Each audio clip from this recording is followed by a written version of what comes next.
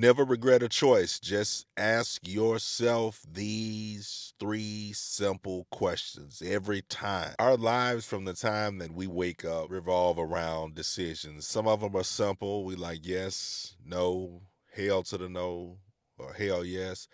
And oftentimes, one of the fears that creep in is that as the situations that approach us that we have to make decisions in and on become more serious, stress comes in on if we're making the right decision, or more often than not, a lot of people are just lost on, you know, what decision do I make? And it's one or two things. People either jump out there and make the wrong decision, sometimes based just on emotions and not logic, or based on something else, but turns out to be something else, and down the road they feel betrayed. Or people stay stagnant and make no choice and no decision.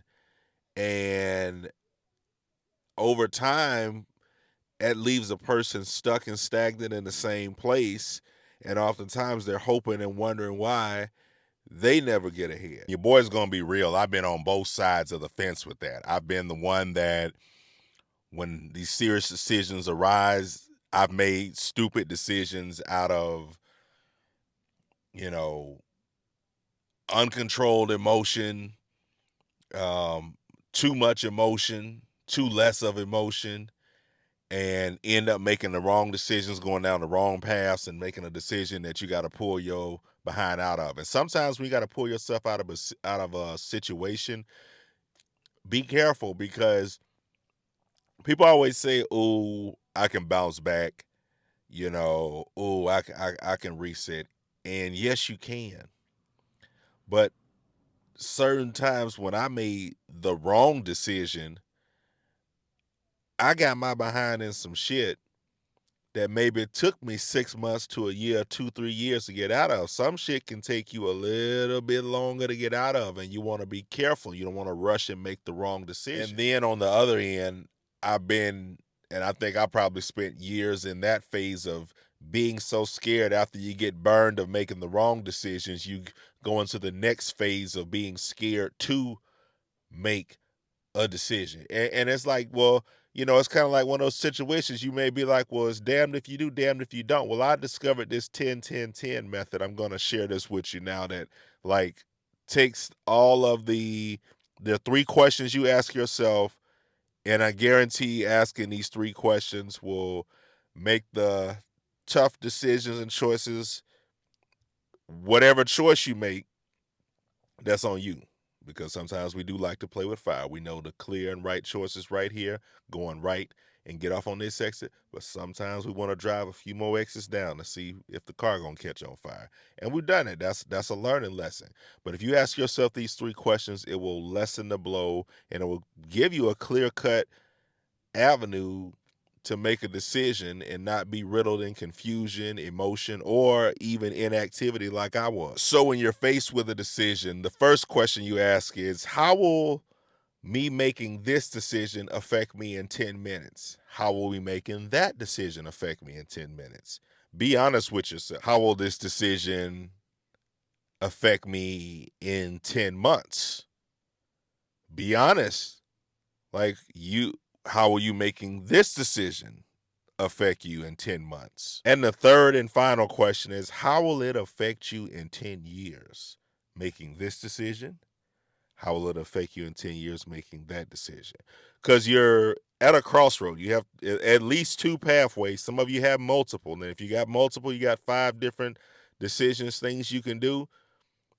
Play it out for all of those. Get a pen and pad if you have to, or audio record on your phone if you have to, because when you start looking at things like this, it'll not only give you a immediate perspective, a distant perspective, and a far distant perspective.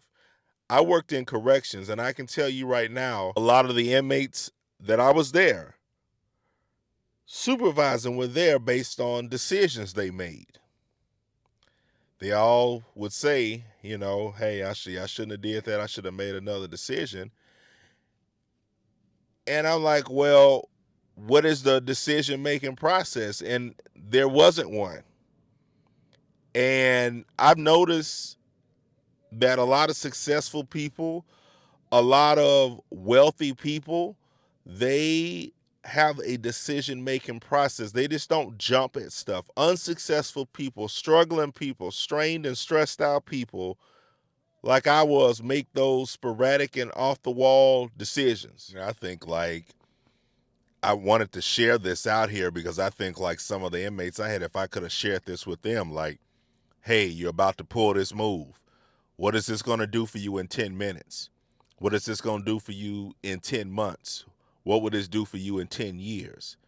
That puts a lot of damn shit in perspective, especially from the minute stuff to some serious things. You know, when I was sitting here debating, like, oh, I got to get out the house, but am I going to shoot content? But I'm like, okay, what is this going to do for me in 10 minutes? It's going to have me at least have gotten a video or something or some kind of piece of something down together. That's what it's going to do for me in 10. What could it do for me in 10 months? Well, the video can still be out here earning revenue, promoting a message, sharing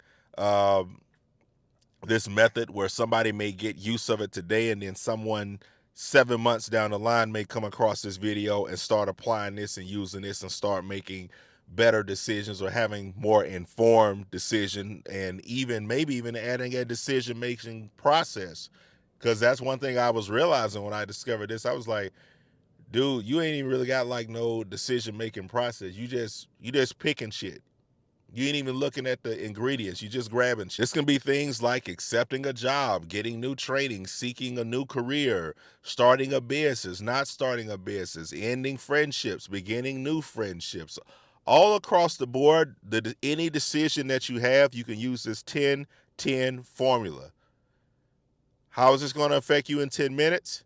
How is it going to affect you in 10 months? And how will this affect you in 10 years? It gives you a clear, unbiased, unemotional approach to let you see shit for what it is. Now, if you go out here and do some dumb shit and you make the wrong decision, that's on you. This is not a video on how you need to be making the right decision. This is just giving you a simplified process and a system, some sort of system in place for decision making. Because don't be like I was, and if you are out here just randomly making decisions, pulling apart pieces and adding things together, when you need to have some kind of system or process that allows you to reflect a choice that you're about to make, not just on the immediate level, but what is it going to do for you down the road? What is it going to do for you down the road, down the road, down the road? I know they say that there are a lot of frameworks out there. I guess I will peg this as a universal um,